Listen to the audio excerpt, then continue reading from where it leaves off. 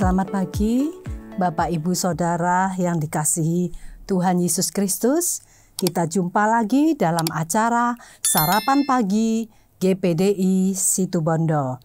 Bapak Ibu Saudara, dalam hidup orang Kristen kita harus mempunyai 9 buah roh yang harus ada dalam hidup kita. Sebagai anak-anak terang, kita baca saja dalam Galatia 5 ayat 22 dan 23. Tetapi buah roh ialah kasih, sukacita, damai sejahtera, kesabaran, kemurahan, kebaikan, kesetiaan, kelemah lembutan, penguasaan diri. Tidak ada hukum yang menentang hal-hal itu. Yang jadi pertanyaan, sudahkah kita memiliki buah kasih? Sudahkah kita memiliki buah sukacita, damai sejahtera, kesabaran, kemurahan, kebaikan, kesetiaan, kelemah lembutan, dan penguasaan diri? Pertanyaan itu hanya diri kita sendiri yang bisa menjawabnya. Itu semua dapat kita peroleh apabila kita mau menyalibkan kedagingan kita dan semua hawa nafsu keinginan kita. Kita mau dipimpin oleh Roh Allah. Kita mau dipimpin dengan Roh Kudus-Nya, meskipun itu sangat bertentangan dengan daging hawa nafsu kita.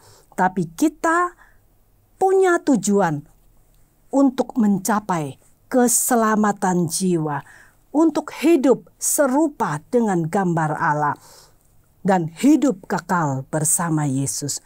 Pagi ini saya akan bawa sebuah renungan tentang salah satu buah-buah roh, yaitu damai sejahtera.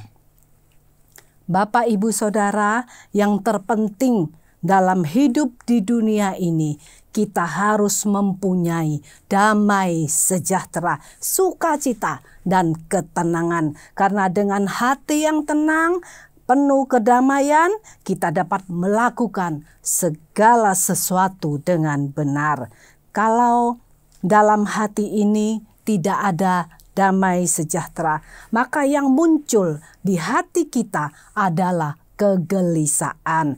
Kalau tahun depan sudah diprediksi adalah tahun yang lebih sulit dalam segala hal, tahun yang dikatakan lebih parah dari keadaan sekarang. Semakin sulit dalam ekonomi, semakin sulit cari pekerjaan, kelaparan di mana-mana, penyakit-penyakit baru bermunculan, virus-virus pun bertambah ganas. Juga seperti yang kita dengar sekarang bahwa semua obat-obatan yang berupa sirup sudah ditarik kembali karena ada zat yang tidak boleh kita minum, yang akan merugikan ginjal kita.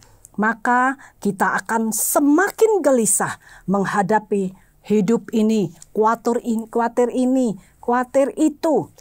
Kita baca saja dalam Yohanes 14 ayat 27. Damai sejahtera ku tinggalkan bagimu, damai sejahtera ku berikan kepadamu, dan apa yang ku berikan tidak seperti yang diberikan oleh dunia kepadamu. Janganlah gelisah dan gentar hatimu. Puji Tuhan, ini adalah janji Yesus saat ia mau meninggalkan murid-muridnya untuk naik ke surga. Dapat kita bayangkan saat itu murid-murid Yesus dalam keadaan yang takut, dalam keadaan yang gentar. Tapi Yesus katakan, damai sejahtera ku tinggalkan bagimu, damai sejahtera ku berikan kepadamu. Bapak Ibu Saudara, harta yang melimpah, jabatan yang tinggi, kesuksesan tidak menjamin seseorang untuk bisa memperoleh damai sejahtera. Buktinya banyak orang-orang yang sukses, orang yang kaya malah mengakhiri hidupnya dengan bunuh diri. Karena apa? Karena mereka tidak menemukan damai sejahtera, tidak ada sukacita di dalam kehidupannya, tidak ada ketenangan, tidak punya pengharapan. Lain dengan kita yang milik Yesus, milik kesayangannya, kita yang sudah ditebus dengan darah Yesus, kita yang sudah direbut dari kuasa maut, kita punya pengharapan. Kita baca dalam Yohanes 14 ayat yang ke-28. Kamu telah mendengar bahwa aku telah berkata kepadamu, aku pergi, tetapi aku datang kembali kepadamu. Sekiranya kamu mengasihi aku, kamu tentu akan bersuka cita karena aku pergi kepada Bapa-Ku, sebab Bapa lebih besar daripada aku. Yesus katakan, aku pergi, tetapi aku datang kembali kepadamu. Inilah pengharapan kita di dalam Yesus. Suatu saat kita akan berjumpa muka dengan muka di atas awan-awan yang permai untuk membawa kita masuk dalam kerajaannya yang kekal. Setelah hidup kita diubah menjadi serupa dengan gambar Allah.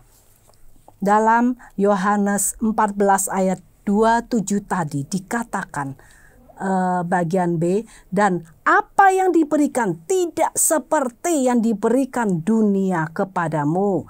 Amin.